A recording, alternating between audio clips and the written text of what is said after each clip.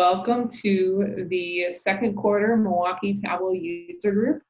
If you have been following along, it's been quite the journey with, because originally we had a different date chosen. And the Madison Tableau user group and the Milwaukee Tableau user group, we stay in close contact, and we had decided that we wanted to kind of schedule our Q2 meetings at the same time so that we could bring Ryan Sleeper into town and we could both benefit from his visit. Well, the Madison Tableau user group couldn't make the date of our initial meeting work for them, so we found a different date, and June 2nd happened to be that date that worked for both cities, and so we moved the meeting. If you registered early enough, you have gotten an email from me saying, I'm really sorry, we're moving the meeting. Then I'm pretty sure I moved it more than once.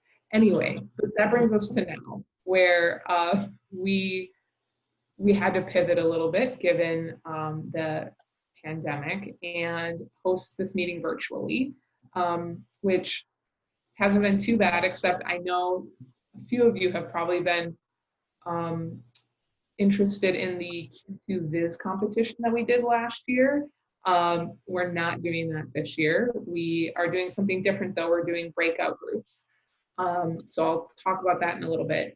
But this Q2 meeting has been through quite the ringer. So thank you guys for sticking with us, and welcome to today's meeting. If you haven't been to one of our meetings before, the mission of at least the Milwaukee Tableau user group is, we have a variety of different goals, one of which is networking, meeting other data nerds, people like you who love working with data, love working with Tableau, and want to learn from each other. We also have access to a variety of Tableau folks in the community, people like Jim Webb, who's going to be speaking later today, to talk about the various Tableau products, and in some cases give demonstrations, things like that. Obviously, I think when you network with other people, you get great ideas and sometimes free consulting, basically just other people who are willing to help you on your journey. And of course, have fun. So if you've been to any one of our meetings before, you would know that it always ends with a happy hour. And after, I don't even know how long we've been doing this, 4 years, that streak ends today.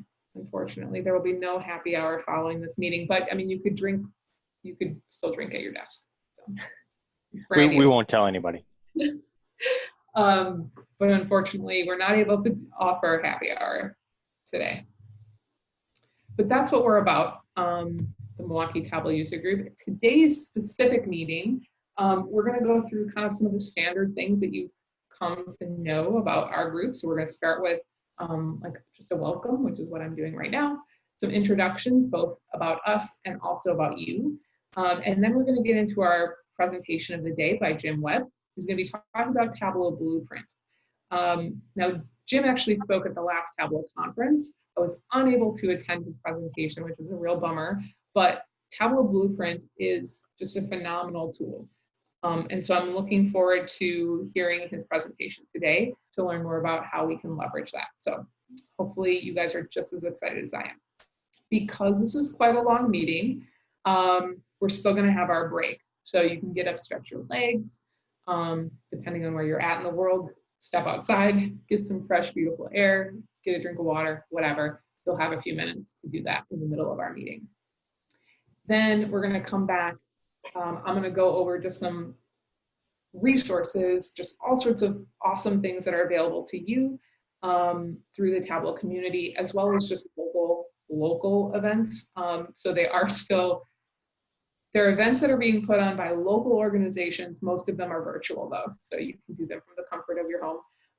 And then we're gonna get into breakout discussions. So with Zoom, which is the tool that we're using today, you can basically take this group of people and divide into smaller groups. And that allows us to still have that interaction with one another. So we're going to actually do 3 rounds of breakout sessions. So the first round, we're, as a small group, going to be talking about analytics strategy, which hopefully plays really well into the Tableau Blueprint presentation from Jim. The second round, we're going to talk about how to begin an analytics project. And then we're going to talk in the third round about how to design a dashboard, or maybe just generally designing for a user experience. And then, as usual, we are still going to give away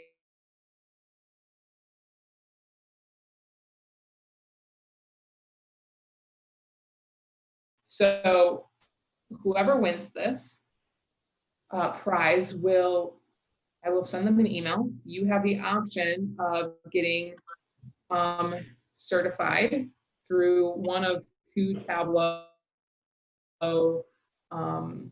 certification options. And I'm losing my train of thought, I apologize, but you'll be able to get certified through Tableau, which will just be fantastic. So in order to be entered to win, you need to ask questions of Jim during his presentation, or ask questions in the chat window.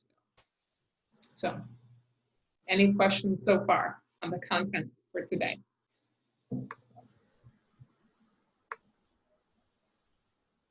Sounds great. Awesome. Cool. All right. So, so if you haven't attended a meeting before, you may not know who runs the Milwaukee Tableau user group. So I thought I would introduce us, especially that we're virtual.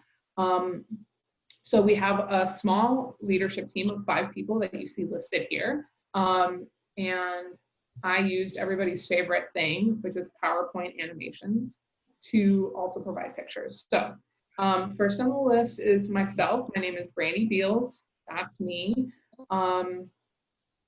We also have Patrick Belugosh and Olga Rosales, Crystal Lenbed, and Josh Connor. So this is your Tableau, Milwaukee Tableau user group leadership team. Quite a mouthful, but here we are. We put together the quarterly meetings that you hopefully have heard about and attend. So, but now we want to get to know you guys. So as we usually do in our meetings, we have this introduction polling system. So what you can do is you can actually open up your phone's camera. The phone is just really easy. You can also do it on your computer. So if you're logged in with the computer, you can type in this fantastic URL that you see here. But if you're on your phone, you just open up your phone's camera, point your camera at the QR code, and you should see like a banner come up on your phone. You can click on the notification and it will open this nasty link. And once you have that, we're going to kick it off.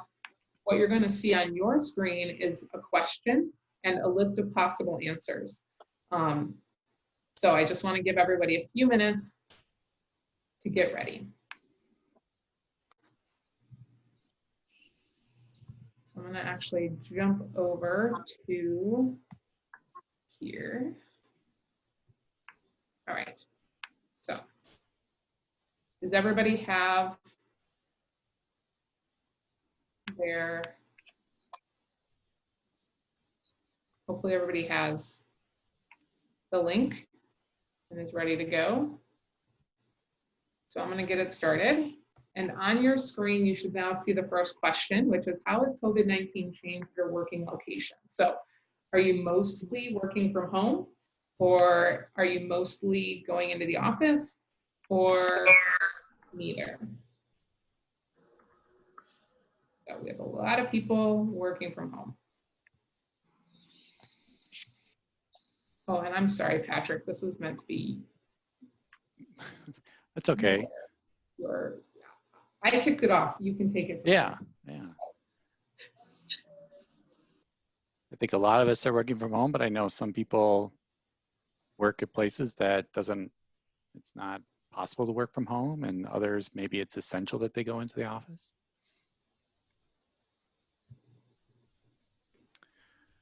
Okay, so how has COVID-19 changed your use of Tableau? Are you using Tableau more than you did before COVID-19? Are you using Tableau less? Or your Tableau usage has not changed? I know some places, depending upon where you work, you might be even using some COVID-19 data to analyze different parts of your business. So that's why we wanted to ask this question, just to get an idea if it's impacted your use of Tableau. You know, we had a rush of requests from leadership to, you know, see how was our customers, you know, interactions with us changing, some of the COVID data too. So yeah, there's definitely been an emphasis on getting access to information throughout this. Yeah, so it seems like a lot, it didn't change, but there were quite a few. Maybe you're doing COVID-related work, or for whatever reason, you're using Tableau more. So now we wanted to find out if you were planning to attend the Tableau conference later this fall in Las Vegas. If you haven't heard, they've canceled this year's in-person conference and are planning to do some virtual events. So the possible answers are yes, I had it registered to attend in person. Yes, I was planning to go, but maybe I haven't registered yet. Maybe I might go, I was considering it, but hadn't made a decision yet. Or no, I was not planning to attend at this time. So it looks like most of you are not planning to attend. Some of you are still considering, but it doesn't look like anybody had registered yet. So you're not dealing with that refund issue. But as we learn more about different events that will take the place of Tableau conference, we'll certainly probably discuss that at an upcoming meeting. So are you aware that Tableau offers free live webinars? So the possible answers here, yes, I've attended at least one. Yes, I'm aware, but I've never attended, or no, I was not aware of this offering. So looks like most of you have attended at least one, and that's good to hear. For those of you that haven't attended or are not aware of it, you can go out to Tableau's website. I was actually looking there this morning for some different topics, and if you go to support, there's a number of different ways that you can learn more about Tableau, including webinars, and you can sign up for them in advance and attend them live, and I believe that most, if not all, are also recorded, and you can watch them at a later date. There's a wide range of topics, from learning about Tableau, learning how to use Tableau, implement Tableau, different industry-specific applications, and there's stuff right now out there related to COVID and data, COVID data, and how to use it if you're interested in that. Do you hold any Tableau certifications? Yes, I have at least one current Tableau certification. No, but I've had one in the past, maybe one that's expired. And then no, I have never held a Tableau certification. So Tableau certifications, in order to get certified, there's different exams that you can take, and they do offer these at the conference, but you can also take them remotely. And it's kind of a nice thing to have. A lot of companies don't require it, but it's something you can add to your resume. So if you're getting more comfortable with Tableau and want to kind of test your knowledge and level of Tableau, you might want to consider pursuing a certification. Have you ever visited Tableau Public? Yes, in fact, I have posted content on Tableau Public or Tableau Public, but I've never posted. No, I've not visited, but I've heard of it. And final choice is no, I'm not aware of Tableau Public. So it seems like most of you are aware of Tableau Public. It's a great place, source of inspiration if you want to go peruse around and look at what other people have posted. It's also a great opportunity for you to take some data that you're interested in or a subject that you're passionate about and put together some visualizations and post them.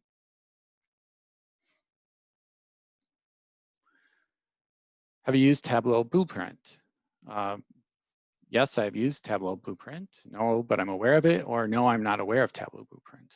Well, after today, you should be able to answer at least either the top two choices, because we're going to hear more about Tableau Blueprint in a few minutes. I have actually kind of played around with it a little bit and explored, but I'm really looking at learning more about it.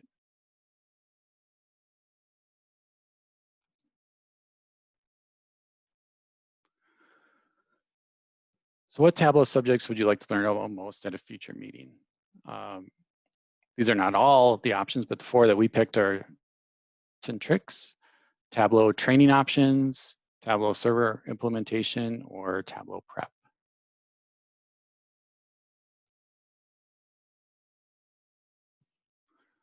So it looks like Tableau tips and tricks leading the way, and we usually try to incorporate some of these in, if not in every meeting, at least every couple of meetings have tips and tricks. So definitely look to have more of that in the future.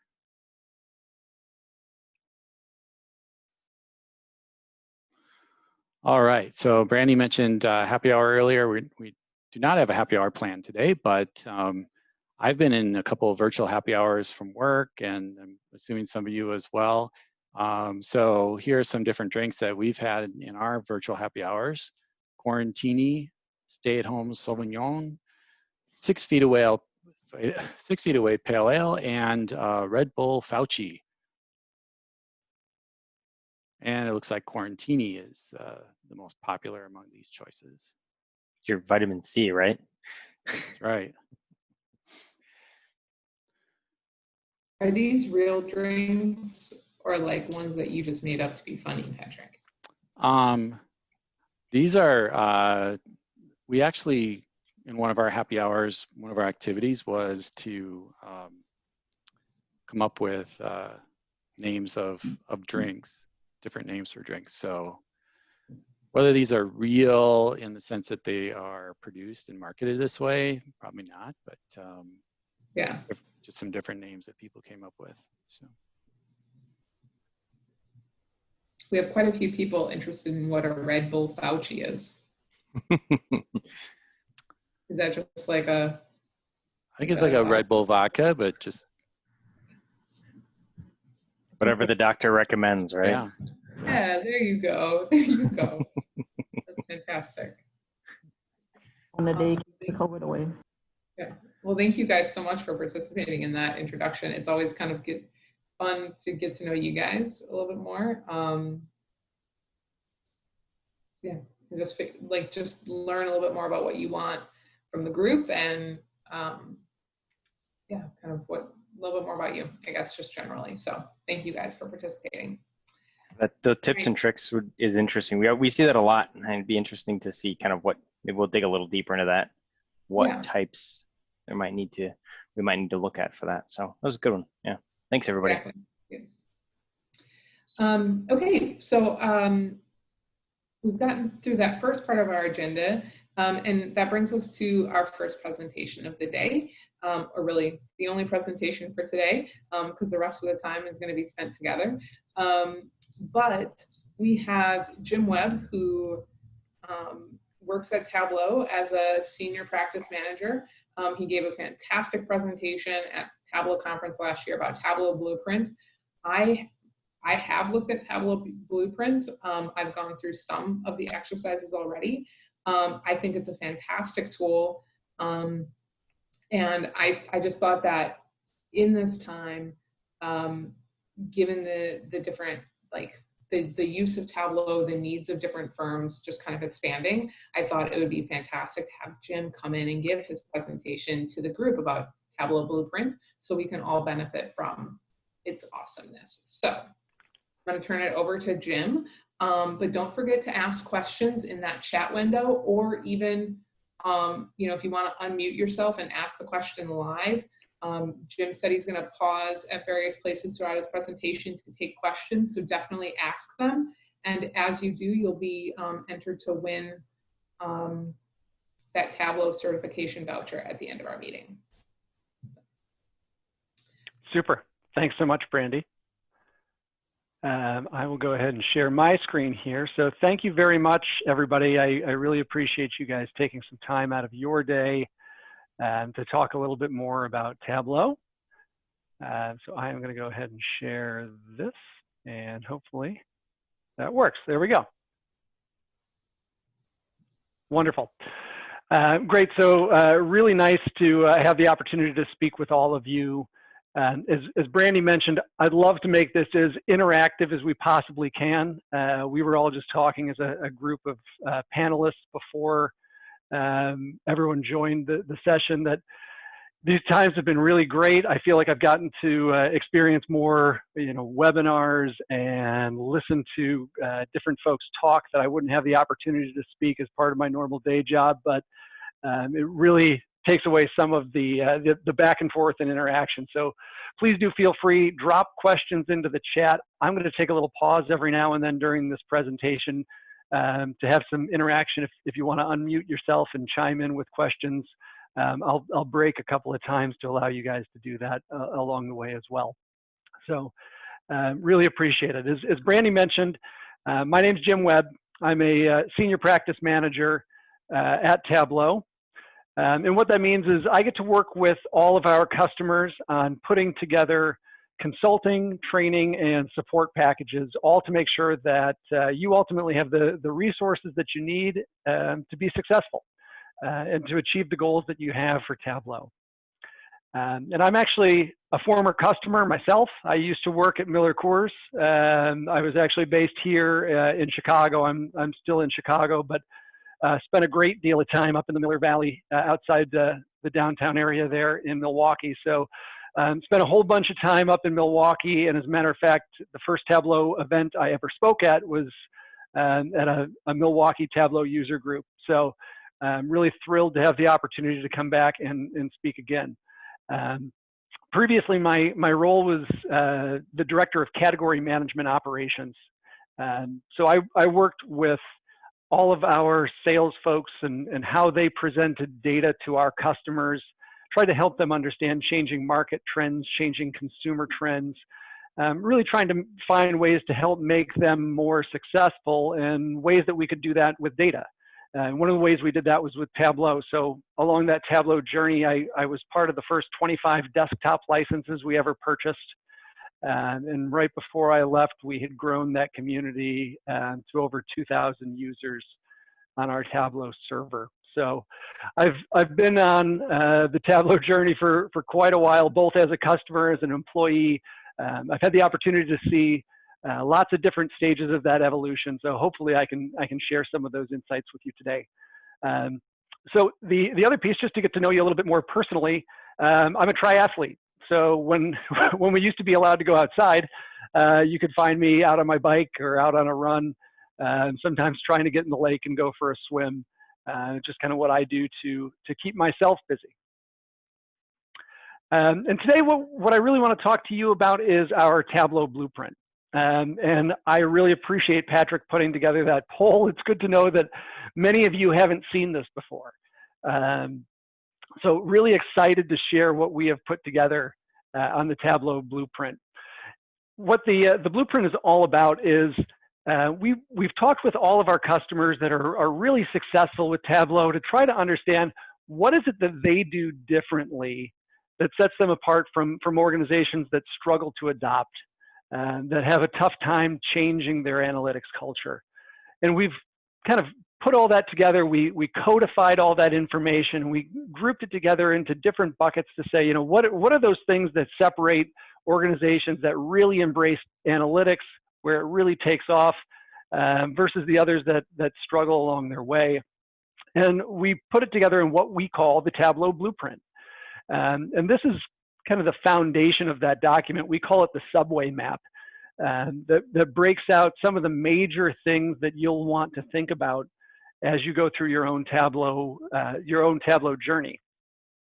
So there are three big portions of this blueprint. First, we talk about the agility of your Tableau deployment, your ability to continue to grow and change, to increase the scale, to react to the way that your users are using Tableau, and continue to provide a really great analytics experience for those individuals. Some of the big things that we focus on, as you can see here, keeping your Tableau server deployment up and running, being able to monitor what is going on in your environment and react to what users are doing with your Tableau server, and maintain that on an ongoing basis. You know, provide upgrades to get access to new features and functionality, and be able to make sure that we're leveraging all of the capabilities of Tableau. The second big piece of our blueprint is analytics proficiency. And that's analytics proficiency, not just of the folks that create visualizations and provide data to your organization, but really the proficiency of your entire organization. You know, how ready is your organization to change what they're doing and become more analytically driven? And the last piece, I don't need to tell this group about this, but is your user community. So you guys have all, you know, made the investment to say, I want to be part of a bigger user community, to understand how to best leverage data, to learn how people are using data in Tableau to make their job easier or find new insights. And that's part of what makes every individual organization successful is, you know, how strong is that community of users that you work with on a day-to-day basis. So what we've done with this blueprint is we've taken those key things, we've pulled them together into step-by-step guides. So you can actually go out onto Tableau's website. It's tableau.com/blueprint, and you can find all of this information. This is something that we've done and put together and made available to all our customers at absolutely no charge, because we really just want you to be successful with Tableau. So we've grouped all of this great information together. So it contains everything from the conceptual white papers about what these things really mean, all the way down to step-by-step guides for how you enact some of these practices on your Tableau server or in your Tableau dashboard and really bring it to life on a granular level. There's over, I believe, 500 pages of content out there. So since we're all trapped at home still for a little while, for all of us working from home, it gives you some nice reading to do on the side. But what I really like to talk to you about today is around the first couple of steps of this blueprint before we really get into those three main pieces. And that's around your analytics strategy and your teams and your initiatives. So this is really the very beginning of your journey where you're stopping and asking, you know, what exactly is it that I'm trying to achieve with data? And defining a vision and a strategy for what we're actually going to do with analytics. And the next part about that is identifying that team of stakeholders. And this includes everyone from your executive sponsor all the way through to specific IT admins and data architects and workbook designers, and understanding the role that each individual plays as part of your analytics journey. And after we have a clear idea of what we're doing at these steps, we really want to start talking about some of the specific use cases. What are the things that we are going to do so that we become more comfortable using data and not using intuition to solve problems? So now, I told you all that I am a triathlete. So I'm going to talk to you guys about modernizing your analytics strategy like the three disciplines of a triathlon. So for those of you who aren't familiar with triathlon, there's three things that we're going to do in the event. We're going to swim, we're going to bike, and we're going to run. And for us, that's going to be like our strategy, our teams, and our initiatives. So the first part about this is the swim. And this is what scares everybody. Everyone looks at this and says, you know what, I'm not a great swimmer. I don't think I could ever do triathlon. And the great thing is your analytics strategy is much the same. I run into very few organizations that have an analytics strategy, that have a true analytics strategy for their organization, that really understand what they want to do with analytics. So the great part about this is we're all kind of at the same spot. We're all just trying to figure it out together. And there might be a few folks who are really great at this that'll take off right out of the gate. But for most of us, we're working together here in the middle of the pack. But the other important part to remember about this is if we don't get this part of the race right, we might drown. So the second part is building teams. And that's like the bike. In a triathlon, this is where you spend the majority of your time is riding your bike. And building teams for us is just like riding a bike. It's just something that's part of our muscle memory. But we don't always do a great job of doing it with analytics and with Tableau. There's lots of things that we do where we build teams as an organization, whether that's launching a new product or trying to find cost reductions within your organization. You probably have a team for your party planning committee. It's something that we put together really frequently as an organization, but we don't always do that when we talk about analytics. So today we'll talk a little bit more about how we can do that in a Tableau framework to build teams. And the last piece of a triathlon is the run. And this is for us going to be like identifying our initiatives. What are the specific things that we really want to go out and do with Tableau? So in a triathlon, if we've paced ourselves well and put together a good race plan, the run is where we get to sprint across the finish line to glory.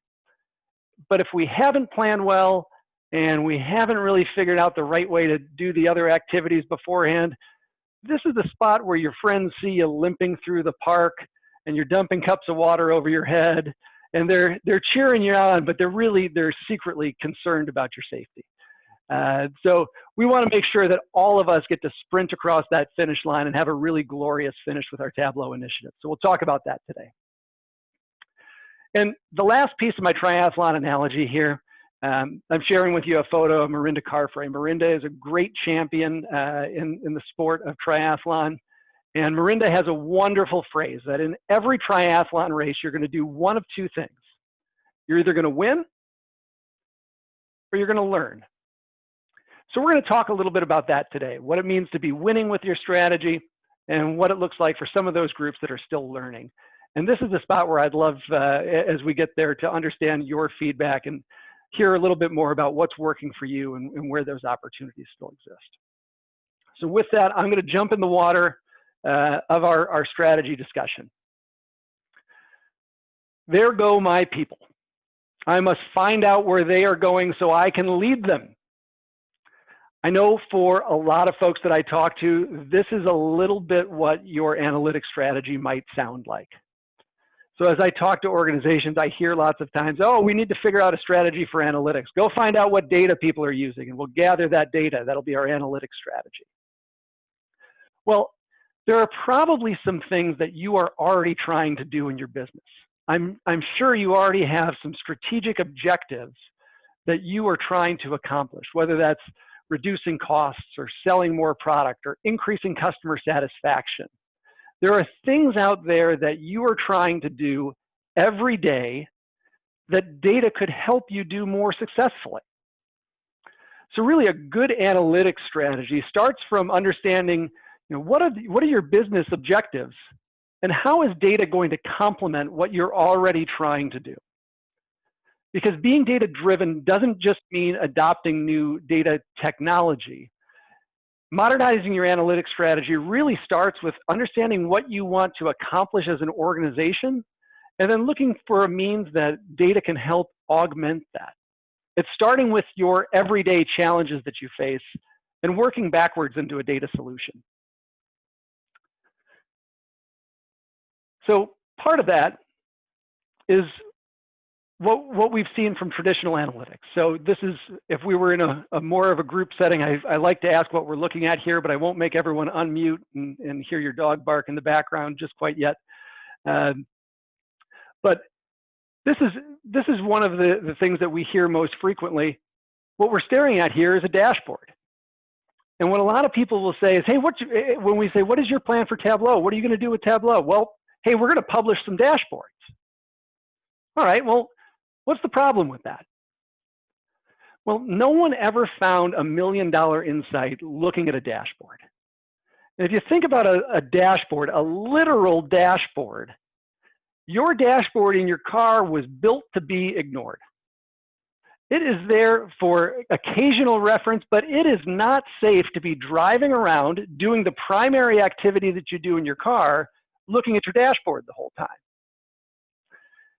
If you're sitting there and you're a traveling salesman and you know, the car is just part of what you do to get your job done, you're not investigating your dashboard the whole time you're doing that. And why is that? Well, because when we designed a dashboard, oftentimes we put every measure and every metric, every bell, every whistle, everything that we can think about gets crammed on that same dashboard. And I don't know about you, I'm not a really mechanical person. But when I look down at that dashboard and one of these lights go on and all of a sudden this, I don't know what this is telling me, and it looks like my car is sliding off of the cliff. But if one of these bells or whistles come on, I don't really know what to do with it. I just take it back to the mechanic and say, hey, my car has an issue. Can you fix it for me? And if you start your strategy with, hey, we're going to publish a bunch of dashboards with all the KPIs that we've ever thought of for our business, you probably hear the same experience from your users. Hey, the lights just went from green to red. I need you to explain what's going on with the business for me. And that's a dashboard-driven strategy. We haven't empowered that user to find the answer for themselves, or we haven't designed something that is in line with what they do as part of their day job to make it intuitive about what the data is telling them and how they need to act differently. So one of the key things that we can do is begin with the end in mind for our strategy. And there's really two different parts to this. Number one, I had the opportunity to take a course with a gentleman named Willie Peterson. He was the former CEO of Tropicana. And he had a saying that I was really fond of, that the output of strategy is unity of action. So what I like to think about is from a data strategy is what actions, what different things are people going to do in their lives when we provide them data, when they're acting in a data-driven way? How will we know that we're actually changing behavior? You know, are they going to call a customer? Are they going to reorder some products because they see that demand? Are they going to reorder toilet paper because they see that we're going to have a toilet paper shortage coming based on the way that shopping patterns have changed? How are people going to start doing their job differently when they're making data-driven decisions versus just doing what they've always done? And then the other part is, how are we going to measure that? What does good look like? And not just in terms of, you know, the arbitrary performance metrics that we measure, like sales are going to grow 3.4%, but how are we going to know that people are actually behaving differently? Are they going to be spending less time in old versions of analytics tools that they were using? Are they going to spend more time in front of customers or make different kinds of phone calls? Are they going to just change their daily behaviors? And how are we going to measure what is happening to know that, yes, we had an analytics strategy and people are actually doing things differently? So to get back to our Tableau blueprint and how the blueprint tries to help with some of these pieces, we have what we call the Tableau Blueprint Planner. And it's a great place to start. It's a document that you can download and start working through a template on some specific questions around your specific Tableau goals. So first, it can help you identify those initiatives. What are the things that we really want to go achieve?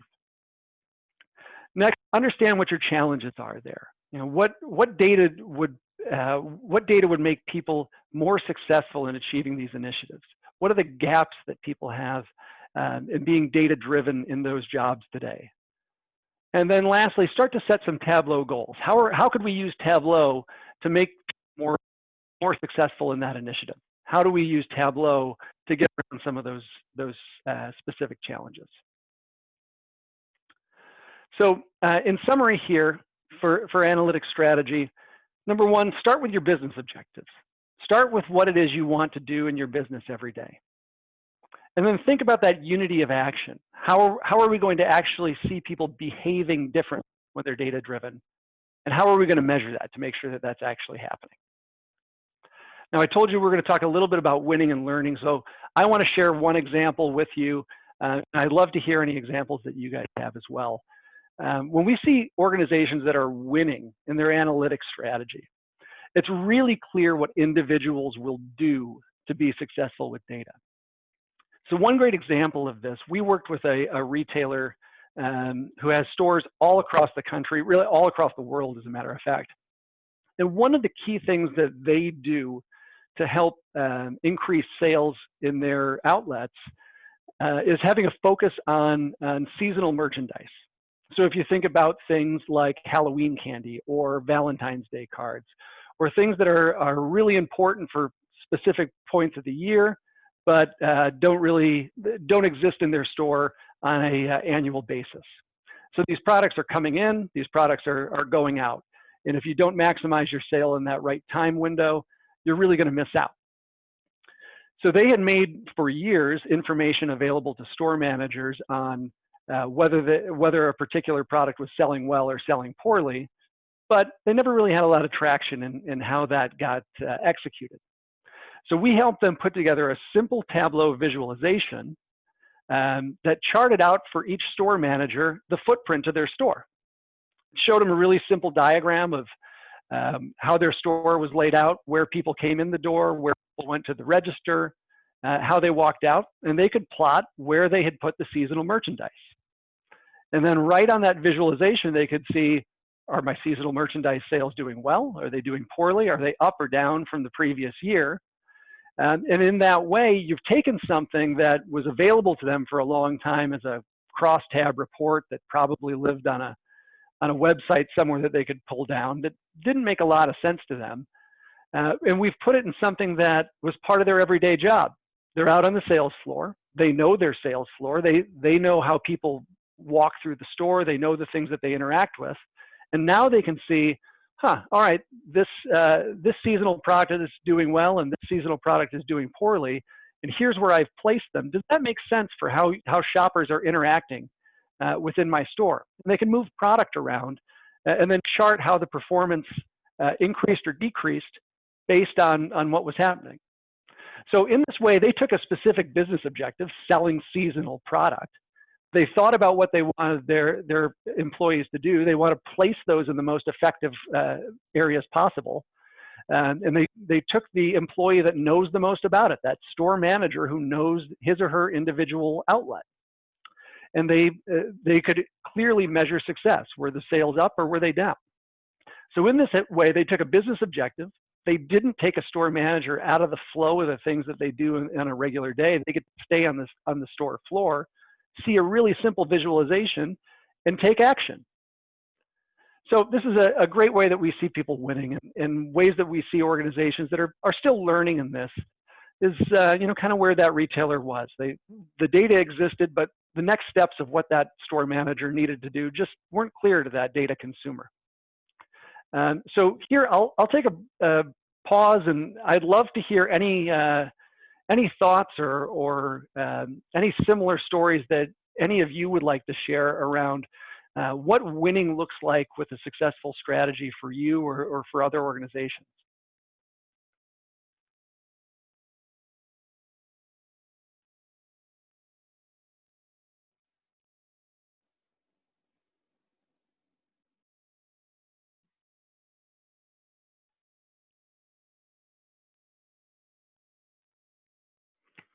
What I didn't tell you guys as part of my background is I led lots of training efforts, and I am incredibly comfortable with silence.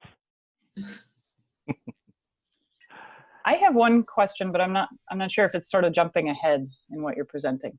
Well, you know what? If we're jumping ahead, then I'm going to just count it as you're setting me up for the rest of my presentation. So let's go for it. When you were setting up the analogy with the triathlon sections, is the idea of the swim and the strategy part of it, and then you get to the run and the goal part of it, is that sort of parallel to like strategy and tactics? Yeah, I think you can very much think of it that way. So I'm going to go into a little bit more detail on how you get into some of the more specific things that you want to tackle. But it is very much that of having kind of a holistic plan of if all these pieces don't go together, it's going to be really difficult to execute at the end. And I will get into some more specifics on the individual objectives that you want to go out and achieve. Okay, cool. Yeah, that'd be great to hear, like kind of like the strategy and then the sample like tactics that would underpin that strategy. Sure. Cool. Awesome. Thanks. Anyone else? Jim, Any other questions? There we go. Jim, there's a question that came in the chat. Naveen wants to know, how do we specifically create unity of action, and could you illustrate with an example? Sure. Yeah. So, you know, unity of action is really thinking about how people do things differently. So, one of the things that so I talked a little bit about that store manager moving a display around. Another thing that I have seen be really effective is sales priorities. So if you want folks to focus on a specific item to sell, oftentimes the way that this has been executed, I'll apologize if too many of my examples from a sales background. It's kind of where I come from, so it's what I understand. So oftentimes the way those things get communicated is by a simply monthly business objective. The business decides, hey, we want to sell more pumpkin spice lattes, so we're going to put that at the top of the list. And maybe pumpkin spice latte isn't the best flavor for you. Maybe you want people to make data-driven decisions based on the items that actually sell well based on the market that they live in. So can you create a visualization that shows, hey, instead of just letting people choose whatever item off the menu they think is going to be the best selling item, can you create a data visualization that shows, here are the things that actually sell well in your area, and draw a quick visualization of things that do well and things that don't do well, so that that person can understand, oh, here are the items that people really like to buy. Maybe I should try to sell more of those, lean into those types of opportunities. So it's those things of, you know, how do you get away from that standard way of doing things where we either put out a blanket mandate and say, everybody just go do this one thing, and get to a place where we say, hey, here's some data on what works. We want you to go execute on this type of an opportunity.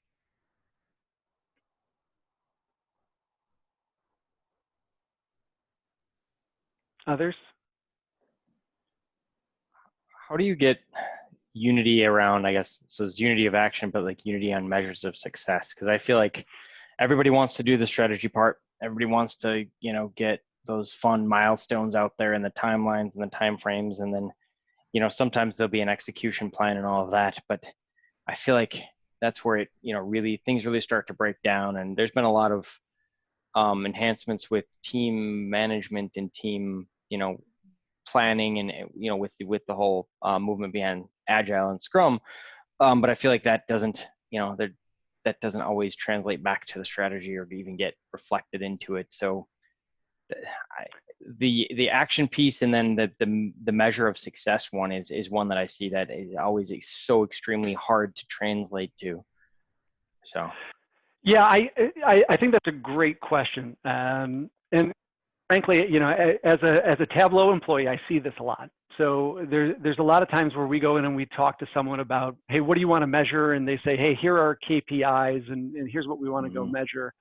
But oftentimes there's that discussion around, again, you know, as you take that into unity of action, there's a discussion around, well, is that really a relevant metric?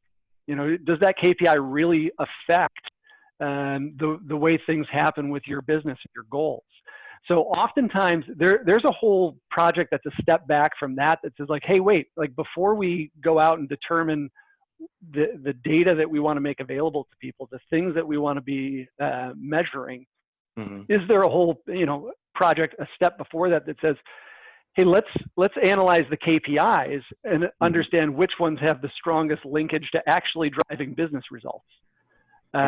Yeah. You know, the grand experiment that we all sit in today, I saw the results come in from the poll. All of you said, hey, I'm much more productive working from home. How long has that been a question of like, hey, if we let people work from home, will they be as productive or less productive? Well, now we have a data point to prove it. So, you know, sometimes the discussion is taking a step back and saying, hey, we need to do a strategy before the strategy to determine what the right measures are. It's kind of that you know, ask why 6 times process. Right. So yeah, I think there's definitely a lot of that. I have to deal with a lot of that. I get the privilege of saying like, hey, I don't know your business. Let me ask you a question. But there is a lot of that where you have to say like, hey, have we really thought about, is this the right thing to measure? And there's nothing wrong with that, of saying, you know, let's take a step back and determine if this is the right stuff before we go to the next step.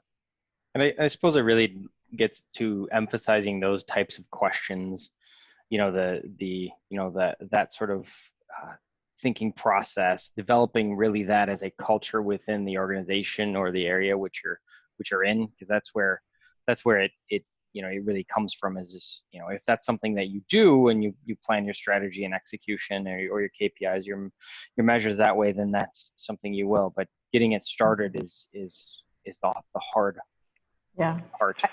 Yeah. It's really tough. And honestly, this is probably the most scary thing that I'm looking at. Is, how do you know if you're winning or learning? You want to put out something that's useful, but is it useful? And I do, you know, I started down this new track of asking different questions. It was super hard for the first group. We have a new data build. Now let's start the new way of thinking about it. And it really came down to, we don't know. And so I said, okay, well, here's what we're going to do. We're going to put the information out there as you talk to people to find out, you know, why this percentage is out of line. We'll learn what it is that they're doing. We'll learn what to track. And then we'll figure out actions that you need to take. So I tried, you know, this is a really cool way to go about it. They just didn't know. But I think the key, as you said, Josh, right now is being able to help them think of it differently. And it's quite challenging. Yeah, so I'll use that. I think that's a great segue. And I'll use that to segue into the next part of that. So we talked a little bit about strategy, and the next part I said is really about bringing together your teams. One of the things that I like to tell people whenever I get a chance to talk about Tableau, which is more often than I probably should, if you ask my friends and family, but Tableau, I always tell people it's 50% software and it's 50% state of mind. So software is there to bring insights to life and make them easier to understand, but mostly, I think what makes Tableau work is the belief of people like all of you who have taken out this time in your afternoon that really believe that if we have data available, it's going to make people's lives better. It's going to make their jobs easier. It makes people more productive. So Tableau has really grown through individuals like you who have taken this time on the call. But it's, you know, it's that next group of folks that Olga talked about, of how do we reach out to that next group that maybe don't understand the best ways to use data to be productive, and how do we start building on that? So with my triathlon analogy, I think it's a lot like this team of cyclists that you see here. So anyone who's ever gone, and Wisconsin is a wonderful cycling community, so I'm sure I've got at least a couple other cyclists on the call. But anyone who's ever gone out for a long bike ride, if you go out and you work as a team, it's a lot easier than working as an individual.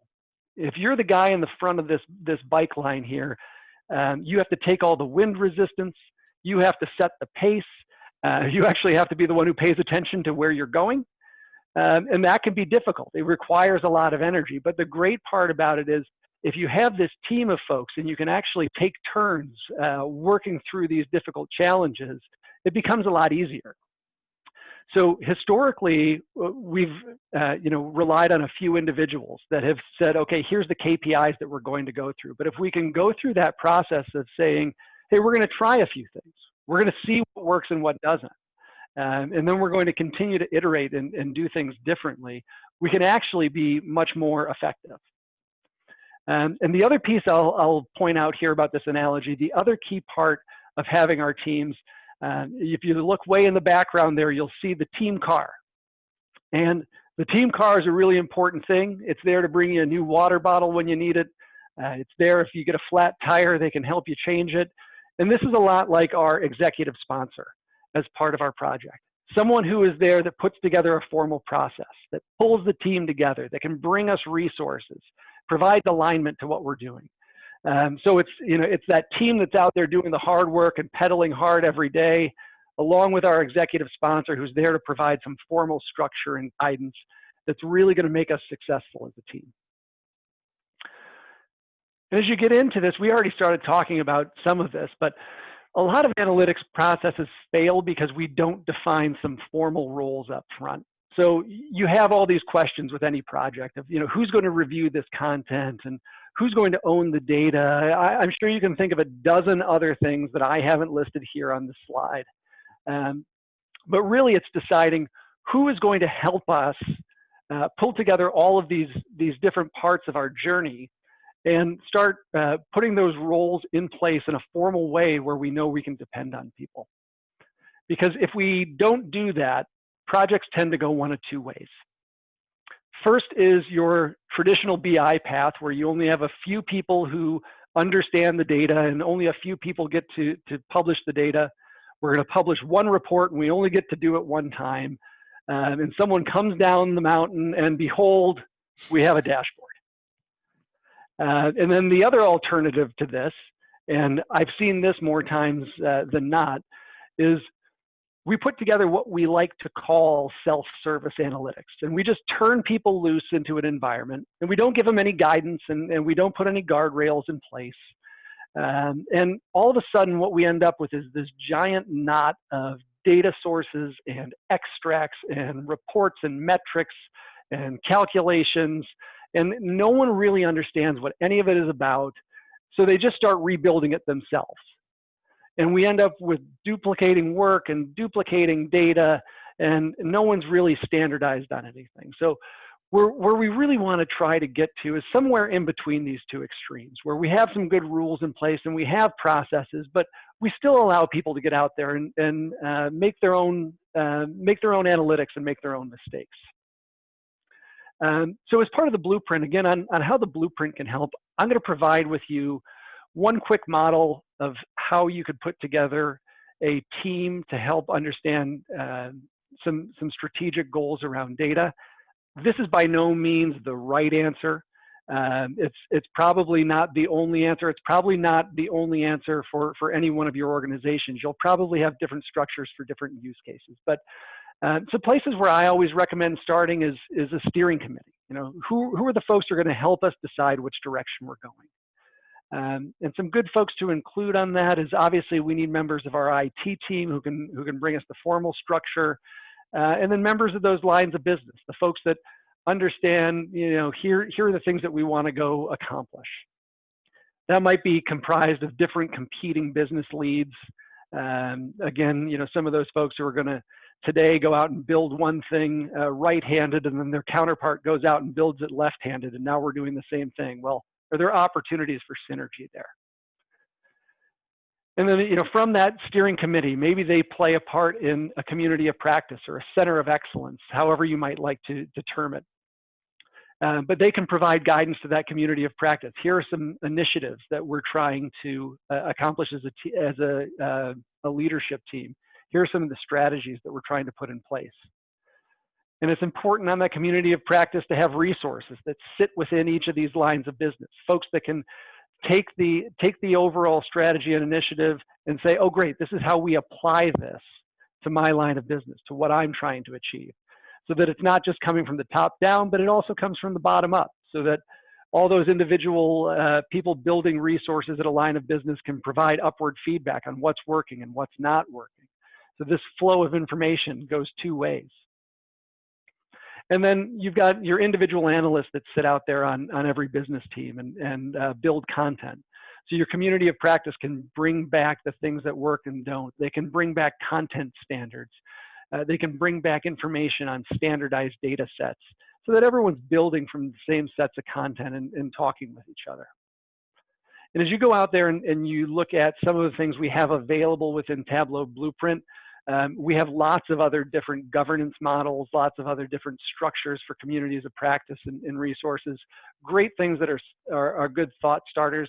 I like this example. It kind of works with my analogy of how we need to bring together leadership as well as bring together the consumers of that information.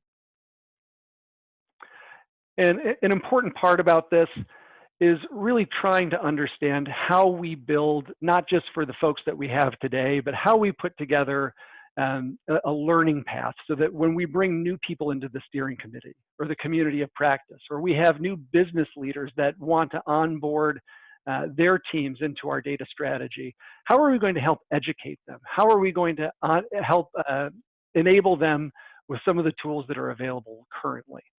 So putting together some standard practices for community of excellence leaders, project leaders, data publishers, having some standard ways that we do this. So it's not just about who is really good at it today and saying, oh, you know what, here's Jill over here. Jill really knows the data in and out.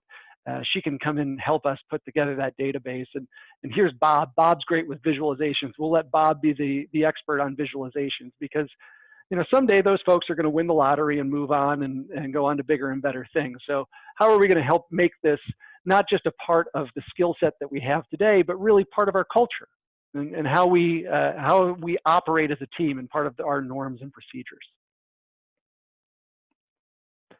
So again, that blueprint, some of the resources that are available include ways to help you define who is the right executive sponsor for those products. Start defining who those members of your data team are going to be. Understanding some of those questions that we asked about who is going to help us in the process and who understands the data. And really importantly, understanding who that broader audience is. Understanding that, when we publish this out, who's going to be the ultimate consumer and what do we really expect them to do with it? If I go back to my strategy example of that store manager, understanding, hey, what does a store manager do in their day and how would it be most convenient for them to start consuming data? So again, brief summary, enlist an executive sponsor, have someone that's going to be there to support along the way. Specify how those users are going to interact with data. Make sure that we understand the different components of a team that are going to be required. And then start identifying those specific roles, assign them responsibilities, and then fill key positions with the right skill sets for those jobs. So when we talk about winning and learning here, the organizations that we see that are winning, individuals understand how they contribute to an analytics process. So I had the opportunity to attend an analytics day at a large insurance company. And the day is opened by their chief data officer. And he gets up on the stage and says, we are no longer an insurance company. We are a data company that sells insurance. And that sounds really trite. I'm sure we've all heard it. I know that somewhere there's a taco stand out there that says, we are not a taco stand. We're a data company that sells tacos. And we hear these kind of things every day, but it's a powerful statement to have that kind of executive sponsorship say, from this day forward, first and foremost, we are involved in the data business, and we're going to use that to be better at insurance. So they have a great sense of executive sponsorship that says data is important. We want to highlight how other people are using data to do their job. So from there, the rest of the day is about individuals getting up and sharing how they built a really great data set, how they used advanced analytics to uncover savings for the company, how they built analytics for their customer service department to be able to close cases more quickly, their claims department to shorten the resolution time from initial claim to payment. All of these things are all highlighted as part of this data analytics day that shows how different teams are interacting with data to be more successful. And for those others, they tend to take that DIY approach. This is where you start seeing people get into shadow IT projects and different little individualized data marts. The warning here, someone asked about how do I know if I'm winning or learning? For this, learning sounds like someone asking the question, how do I export this to Excel? So that's when you know that, oh, there's a gap here. People have a data need that isn't fulfilled and they're trying to do it on their own. So maybe I'll take a quick pause here for any questions or thoughts before I go into my last segment. Jim, there's two more questions that came in the chat before. One is any way to prevent a major stakeholder from driving the strategies and then they leave and then others have different ideas so the work is not aligning? What? That's never happened to me. You know, again, I think one of the important parts here is there a way to prevent that? The short answer is no, absolutely not. And like guarantee it's going to happen no matter what you do. You know, those things happen. You know, new leadership comes in and has a different vision about the way they want things done, and you know, things change. But the great news is with all of our analytics processes, you know, we should be ready to change. That's what this is all about. It's about, you know, people talk about failing fast or whatever analogy you want to use. You know, I think we all need to expect some change. So you're talking about a different kind of disruptive versus a constructive change. So great ways to try to avoid that are really, again, you know, have you documented the roles and outcomes that you're looking for? Have you documented the specific actions that you're trying to drive? Have you documented why those are the right things to do and how those metrics positively affect what you're trying to achieve as an organization? I think all too often we don't really have those things written down in any kind of a formal sense, and not that they need to be carved in stone. But when you can say, hey, you know what, we chose to measure this one piece of interaction. You know, we chose to measure how we greet customers on our customer service line because we found that we get a positive, it leads to positive resolution 80% of the time if we have a cheery greeting versus just saying hello. Whatever it might be, have we documented those things? I think it's easier to turn to the new stakeholder and say, hey, this was the project plan. This is the data that we based our assumptions in. Help me understand why we want to change. Sometimes you'll win that fight, sometimes you'll lose.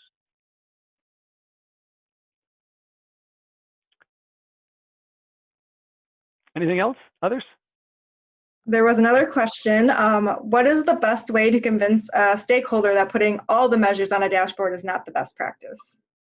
Well, you can use my cute dashboard analogy.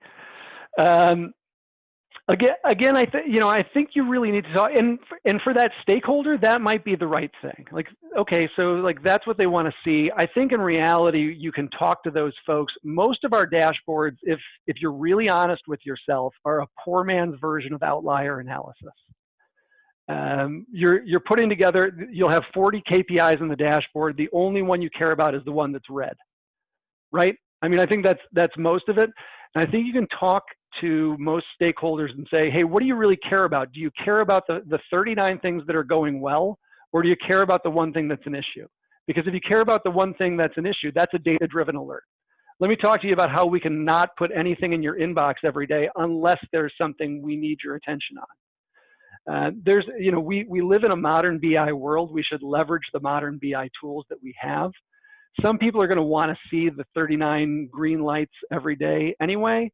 But I think it's, again, getting back to those actions of what do you want someone to do? You want someone to look at the fact that order processing time has dropped below 45 days. And I need to understand why we're dropping below that threshold.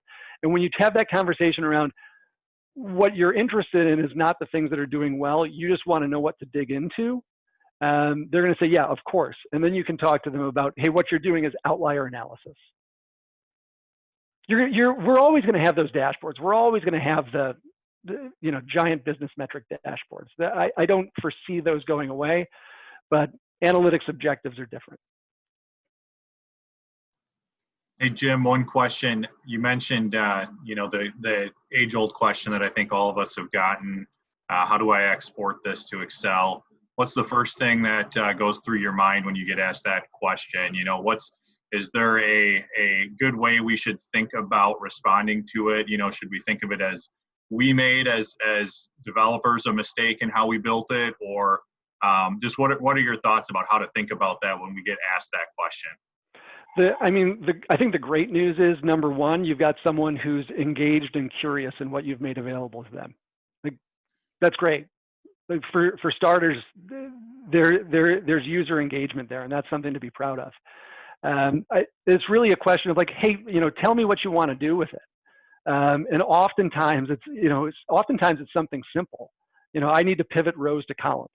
Yeah, okay, great. Like number one, here's an opportunity to train someone on what they could do within Tableau, and get them more educated on how they can be successful with Tableau. Number two, maybe you find something that is just useful to all your other users. Of like, well, yeah, of course we can do that. Let's make that available. But I think it's just asking that question of like, yeah, we can absolutely export it to Excel. Can you tell me a little bit more about why? Because I'd rather just make it more useful for you in the version that you have it. Again, it's that like getting to the why behind the question. Yeah, I'd agree. I always say, what do you do? Well, I pivot it. And then what do you do? Well, then I filter these out. And then what do I do? Well, then I draw this graph and I copy and I put it in the PowerPoint and I give it. And I said, okay, what if I gave you that draft and not only gave it to you, but it was refreshed every 10 minutes and you could customize it to each of the people that you send it out. So they still might want it, but I've learned that you just have to sometimes build it and show them the difference. But I do agree, at least they care about the data. Believe me, it's a good sign. All right, I'm getting tight on time here, so I'm going to move into the last section. We've done it. We're almost there. We've gotten through the swim. We've gotten through the bike. We're going to get on to the run. And again, we've identified our strategy. We've thought about the team that's going to help get us there. We know what we want to accomplish. And this is where we start talking about what are those specific use cases for our analytics. And hopefully some of those objectives are starting to become clear for us. But importantly, again, we touched on this a little bit earlier. It's really important to remember that this is going to be a journey. You're not going to get it right the first time. So it's not just how you start, it's how you develop. So along the way, take that first draft. Dustin, you point out, great comments about, hey, people want to export it to Excel, or how do I manage that? Bring it in and make it part of bring those individuals in, make them part of your feedback loop, and say, hey, you know what? I'd really like to have you as part of our review process so that we can get better at doing this. Because it doesn't go from having your standard crosstab reports to transitioning everything to Tableau in 90 days. So my advice is always pick a problem, solve it, get better at solving it, and then pick a new problem.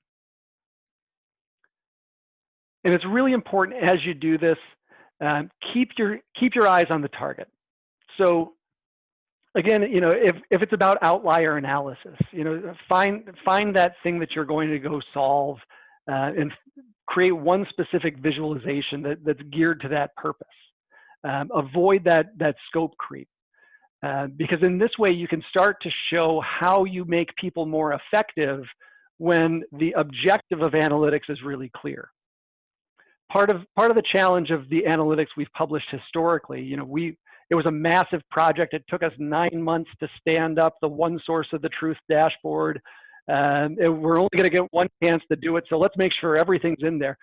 And then it becomes really somewhat useful to almost nobody. But when you start creating some of these things that are really clear on how people can use analytics to do things differently, to take action in their job, you can start seeing some more specific actions. So keep yourself focused on that one right thing that you want people to do, and then start thinking of ways that you can roll that out.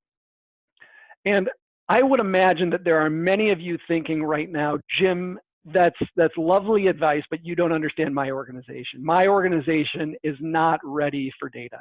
My organization is not ready to make data-driven decisions. We are not a data culture. My argument to you is that we all use data every day. We use data and data visualizations to decide what to eat. We use it to decide what to buy. We use data and data visualizations to decide when to get out of our chairs during the day. The one place that we don't do a good job of using data and data visualizations is in the workplace.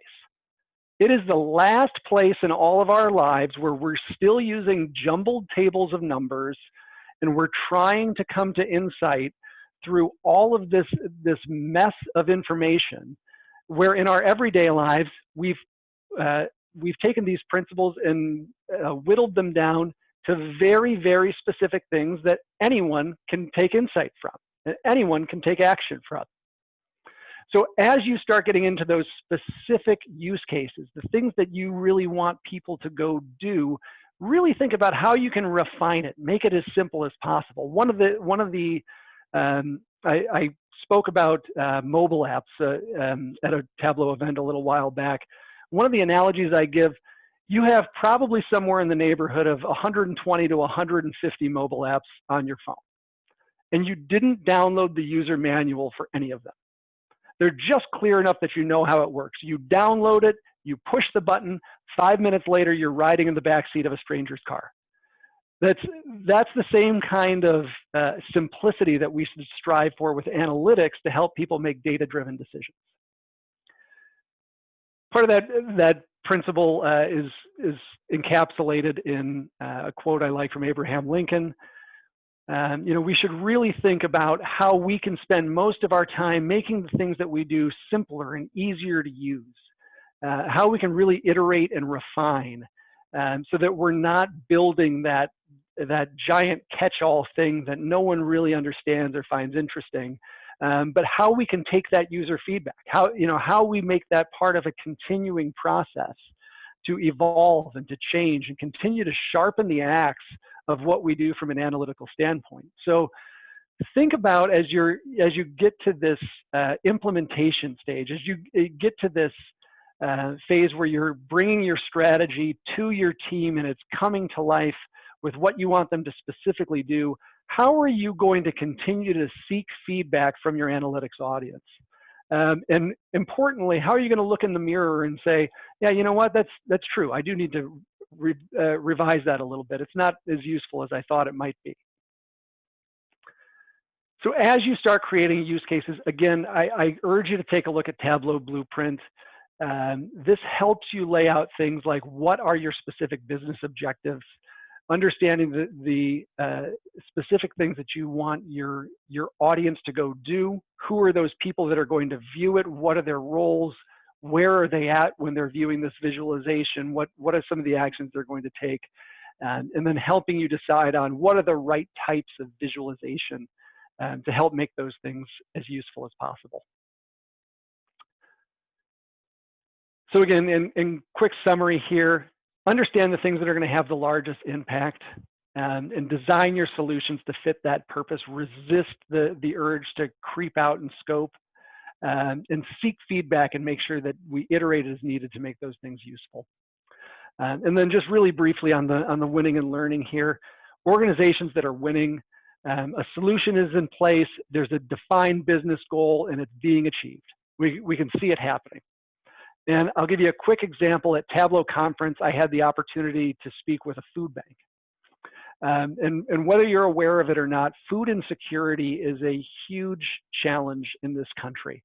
There's upwards of 25% of people in every community that don't know where their next meal is going to come from.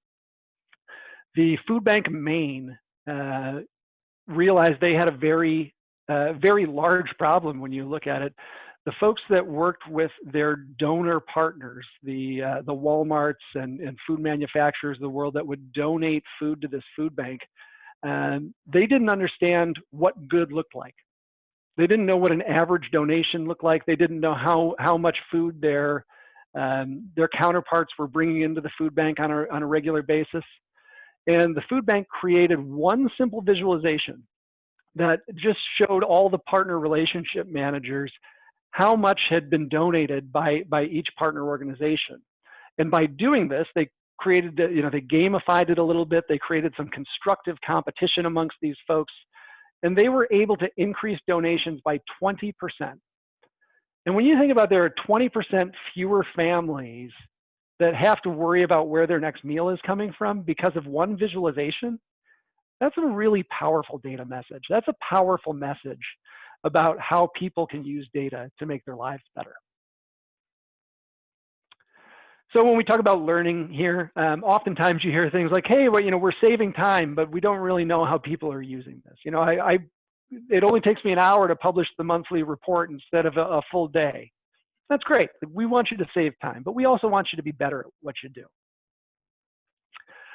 So I'll wrap up real quick here. Again, as you guys are starting to think about Tableau Blueprint, I walked you through the first portion of this. But really think about the actions that you guys want people to take. Think about how people are going to do things differently. Think about all those players that need to be a part of what you're doing.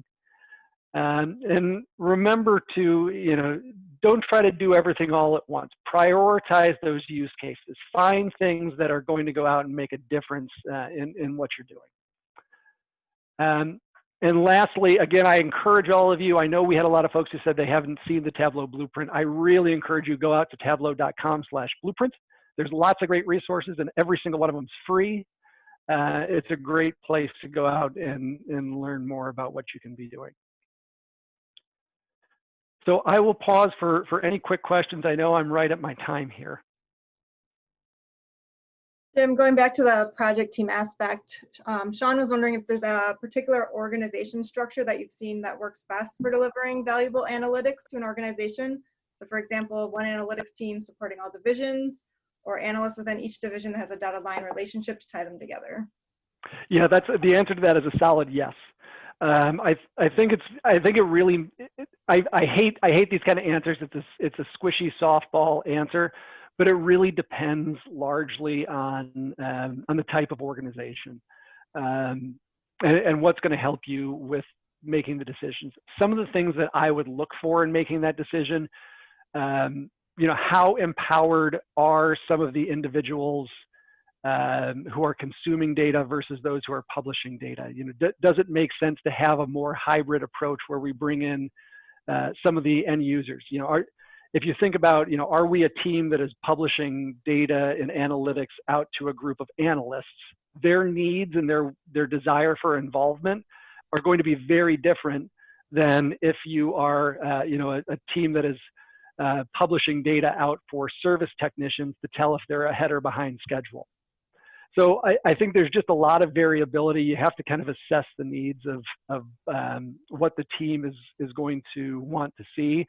I think when in doubt, the right answer is at least ask people, do you want to be involved in this process? And again, if you start hearing some of the questions of like, how do I export this to Excel? That's a quick answer that like, yeah, they want to be involved in data. So, when in doubt, I would solicit the feedback of, do they want to be involved? And if so, to what level?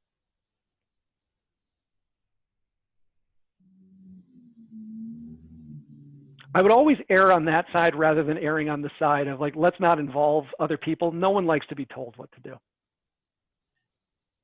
I've heard that the center of excellence as a really popular or, center of enablement or, whatever that sort of model generally recommended. Is that something that you would, have thoughts on? Yeah, as part of, it's one of the things we strongly advocate as part of a user community. I mean, this is a center of excellence right here. I'd be stunned if any of you guys, think that this is a bad idea right after I spoke, I'm never getting invited back to speak. But yeah, I think having some kind of a, whether you call it center of excellence, center of enablement, community of practice, pick your favorite term, having some place where users can get together, discuss what's working, discuss what's not, share best practices. You guys all said, I want to see more tips and tricks. Who can you go to? Who's a peer? Who's a resource that you can go to help learn and understand what they're doing? This, to me, is just completely the thing that sets Tableau apart from every other analytics solution I've ever seen in my life. The passion of this community. Brandy opened it up calling everyone a data nerd, and I kind of took pride in that. It's just a different community. It's different people. The more we can do stuff like this, the better we all get. Right on. Yes, this has been so great. Thank you. I think one of the first, what's great about the blueprint, Jim, to your point, right, is that all of this stuff is free. It's available on Tableau's website.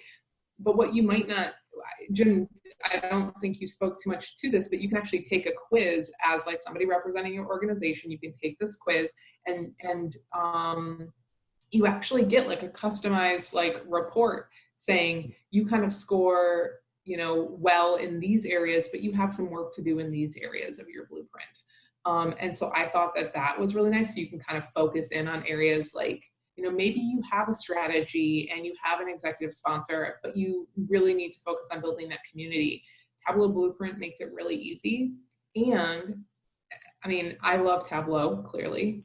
But it is tool agnostic too. Like the terms that Jim has been discussing are relevant no matter what tool you use. And I think that that's really powerful when you're talking about like an enterprise, right? Like it's very likely that you have multiple, you know, analytical tools in your toolbox. And this actually encompasses all of that. And so I just think it's like immensely powerful. And Jim has only talked about the first two steps. So we have a lot more that we can explore here, but it was fantastic. Always a pleasure. Yeah, glad to speak to the group, and yeah, I mean, as Brandy said, take advantage of it. Like I get the great pleasure of talking about Blueprint most of my day, and it's something that we just do to make people successful. Take advantage of it. Awesome. Well, thank you so much for your time, Jim. Really appreciate it. My pleasure.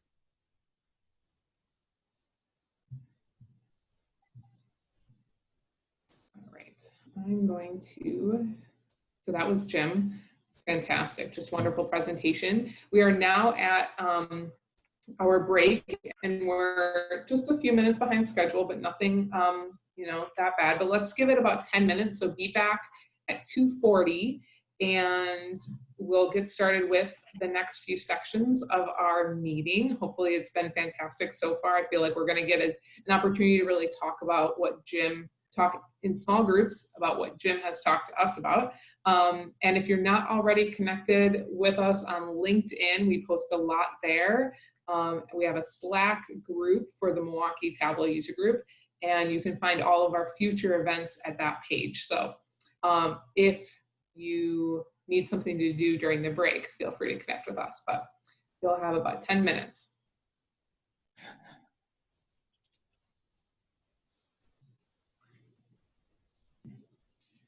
All right, well, we're almost at time. I'm going to just give people a few more minutes to come back, but somebody did ask about Slack. So the Milwaukee Tableau user group has like a Slack team, I think they're called.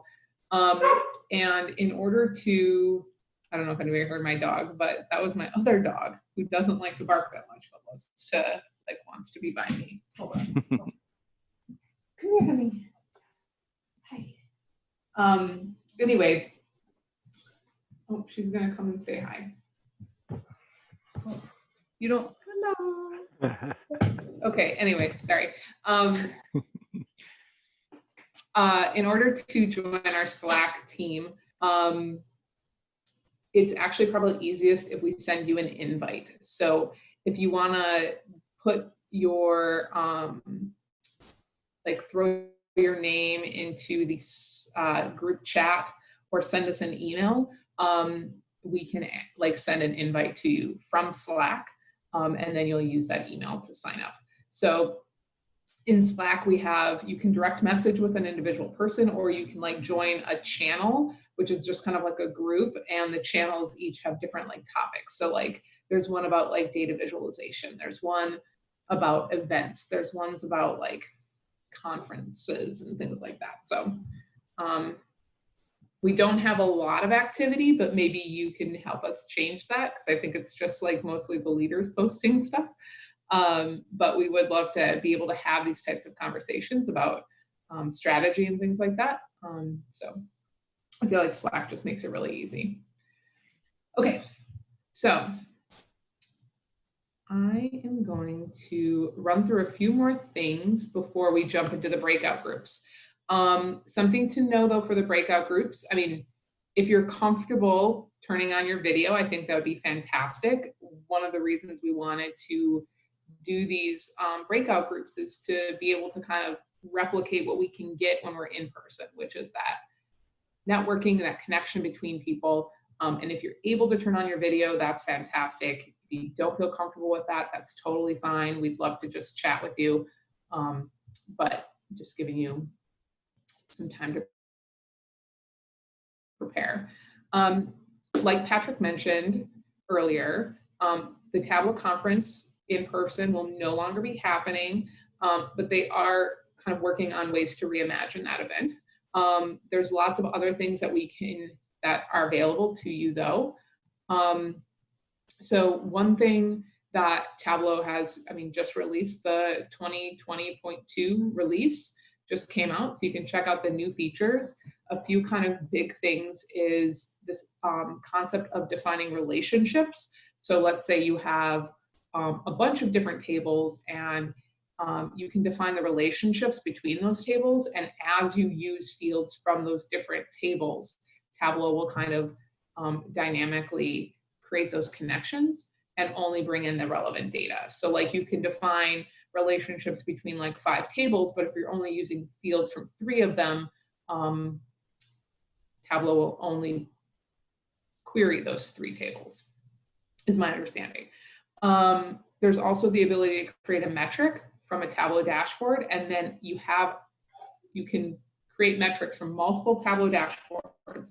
And then when you're in Tableau mobile or Tableau server, you actually can see them all in one kind of like space, even though they're kind of related to different dashboards. And if you go out to this link here, they actually show you images and videos and things like that. So you can definitely get more information about each of these things. But these were just some of the items I thought were interesting. And that replaces all kinds of joins. You don't have to have joins anymore in the data. Relationships do that automatically. I'm working with those right now. Okay, great. Thank you, Bill. I haven't worked with it myself, so the fact that you have, and that's fantastic. Yeah, so you don't actually have to set up those joins. You just define like how the 2 tables are related.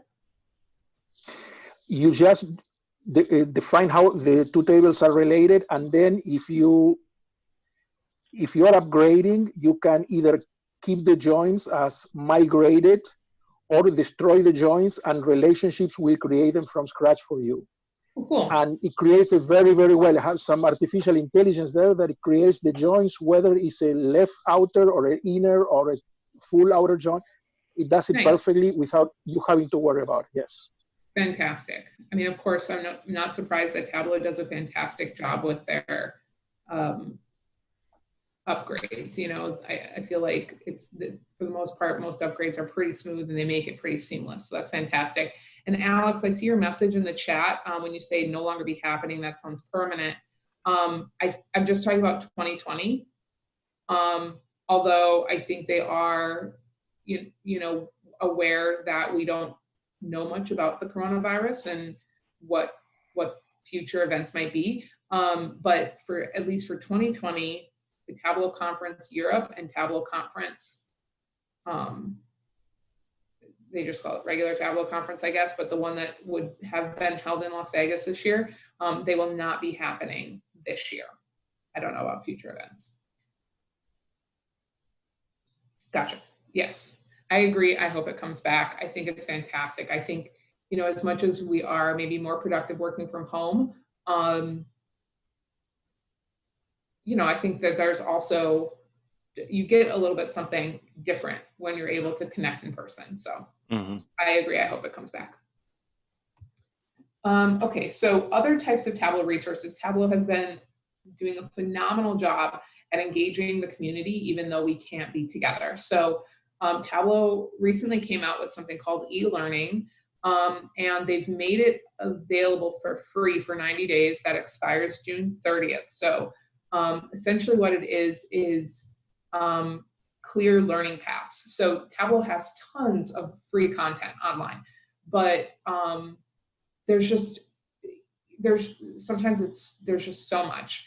And the learning paths are kind of customized to your needs. So if you are maybe you're more of an executive and you just want to understand strategy, what the tool is capable of, kind of high level things to consider when talking about your implementation, you can go down this set of read these white papers, check out these videos, and so on. If you're somebody who's going to be a server admin, there's maybe a different path for you with different milestones. And if you're like a creator, so there's all sorts of different things that you can do, and that's free.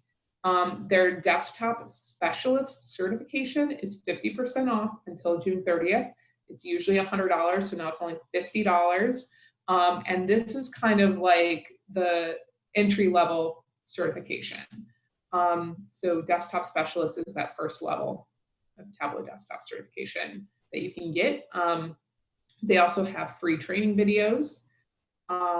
They're on demand, they're always free. You just have to have like an account with Tableau set up, which is also free. And then the webinars that Patrick mentioned in the poll at the beginning of our meeting, those are also, there are some that are on demand, but there's also some that are live. So you can absolutely check those out.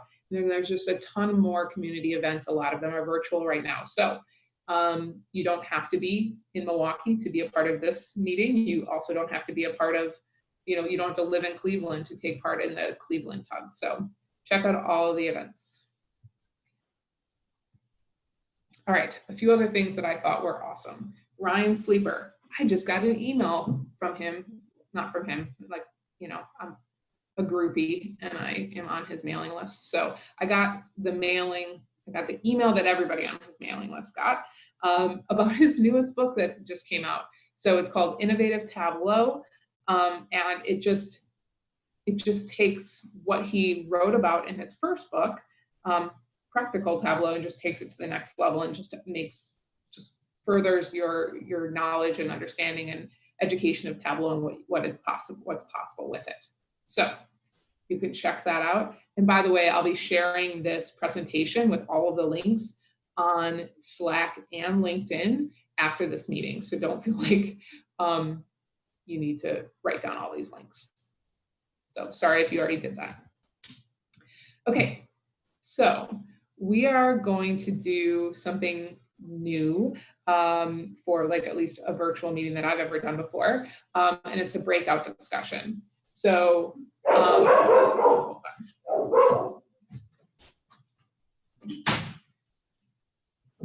So Jim called it, my dog barks. Okay. If you've ever been to a Tableau conference, they do something called brain dates. You can basically put out on Tableau's app, the conference app, like I want to talk to somebody about analytical strategy, and then somebody can sign up to meet with you, and you can kind of schedule a time that works for both of you through Tableau's app. You can also do like a smaller group discussion with like about 5 people or so, where again, you're kind of saying this is the topic we want to talk about. And you get together as a group and chat. So it's been one of like the highlights of the conference for me. I think they've done it the last 2 years, if I'm not mistaken. But it's just fantastic. You grow your network with other people who use Tableau. You're talking about something specific. It's just fantastic. So we're going to give it a try here. With Zoom, we can do breakout groups. So we're going to be randomly assigned to groups. We have a variety of facilitators. So a huge thank you to Dustin, Naveen, and Mark for helping us out being facilitators for these small group discussions.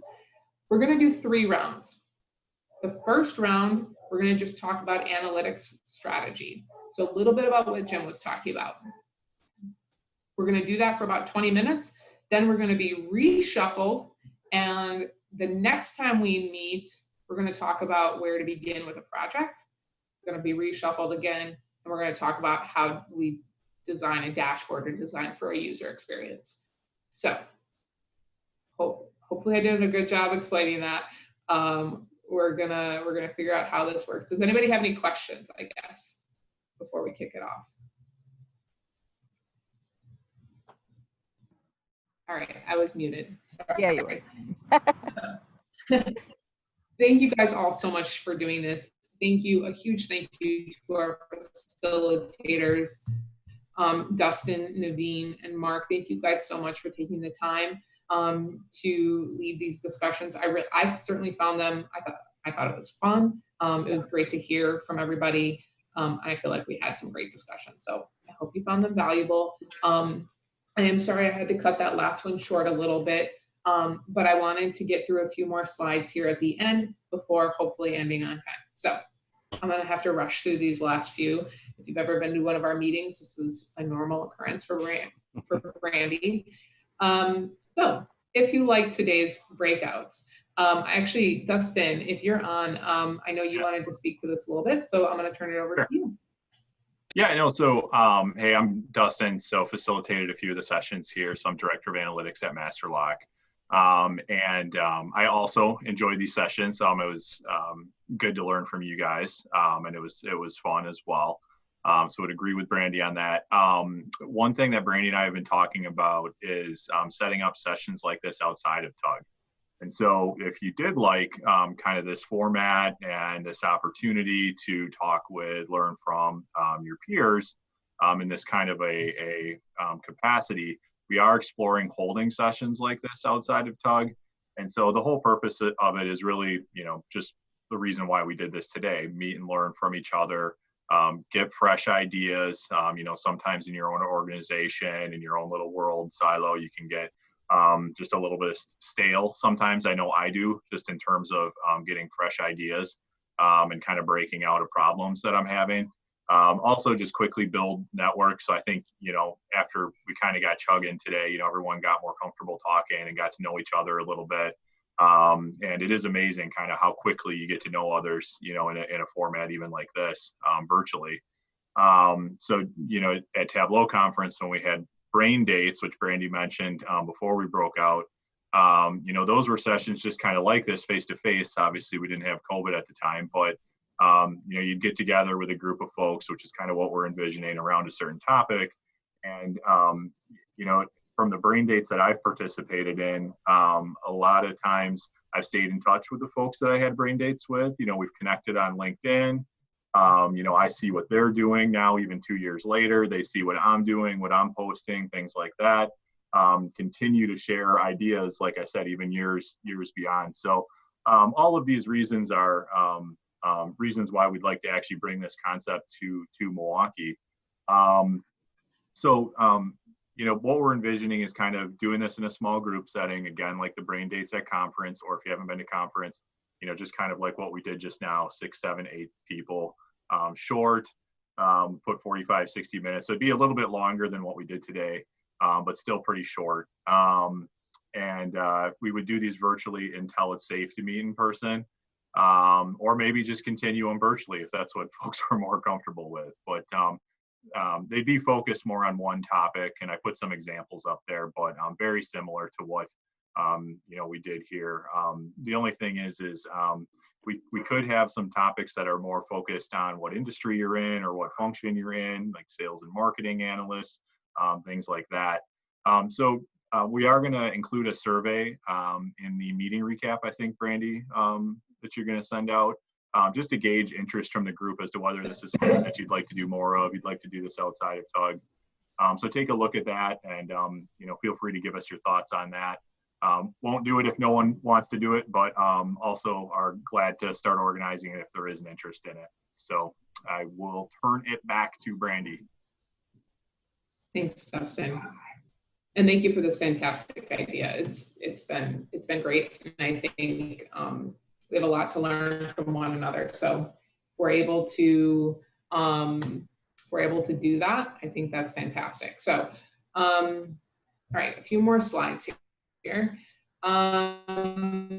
Something that I thought was interesting on Twitter is this, obviously many people lost their jobs because of COVID-19.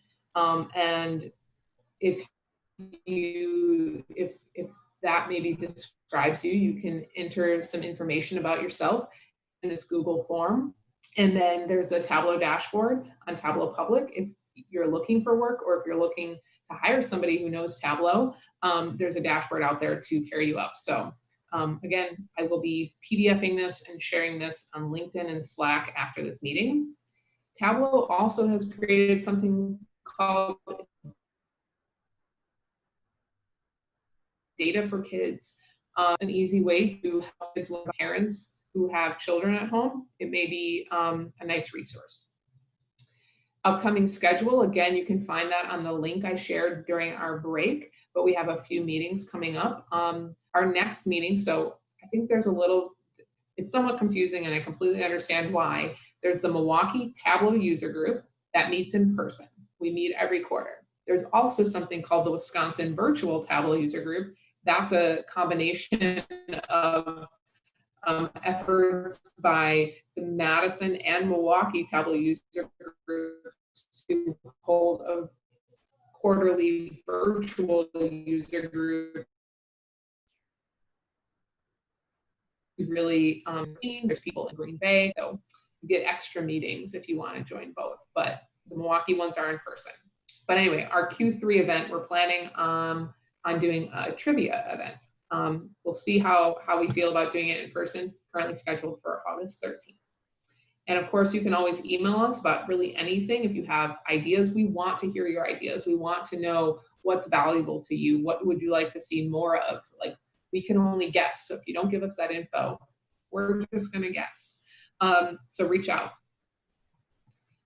There are a few other upcoming events in the area. They're mostly virtual, but you can check them out. Obviously, just Google them, because I don't have links to them all. But in the follow-up email, I usually provide links. So,